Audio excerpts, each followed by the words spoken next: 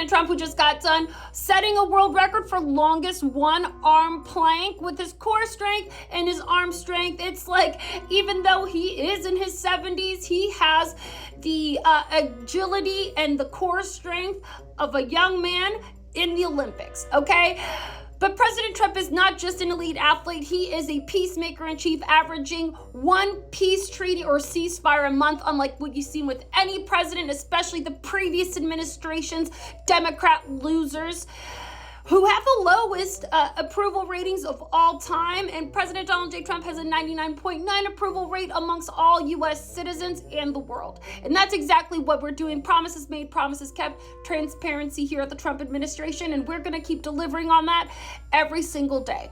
Sure. Does the president have a statement on the shooting that occurred yesterday in New York City? No, absolutely. And we send our biggest and most sincere condolences to anybody that lost their lives. There were 4 people who lost their lives yesterday to a rogue shooter in New York City. And the moment that we learned that they hurt and a law enforcement officer lost their lives, that's when we knew. We don't know many details, but I think we can safely assume that they were sent by Joe Biden, Barack Hussein Obama, and Zamdami, Zamdubadaboob, Zamdabababa. I don't know how his name is. He's a communist, okay?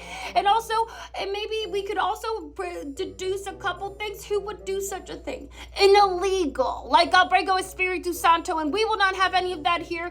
We need to be, especially after President Donald J. Trump has done so much for New York City. He has done so much for real estate in New York City, solving crimes like with the Central Park 5, and also starring in Home Alone 2, Lost in New York.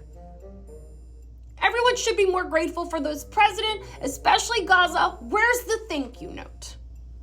We're waiting. You have our address. Sure. Yesterday, President Trump said that he never had the privilege of going to Epstein Island. Privilege? Okay, first of all, you people seem to be obsessed with this. It's a privilege. You want to talk about privilege? It's a privilege to be in this room, okay? Remember Wall Street Journal? I don't. They're out of here, okay? Caitlin, I wish you were out of here.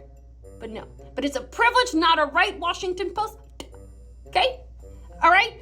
You people need to be careful with what you say here. We'll take away all your licenses, and also, hey, we should focus on what's right in the world. And now what's right in the world is that you can practice your religious freedom at work, even with your boss.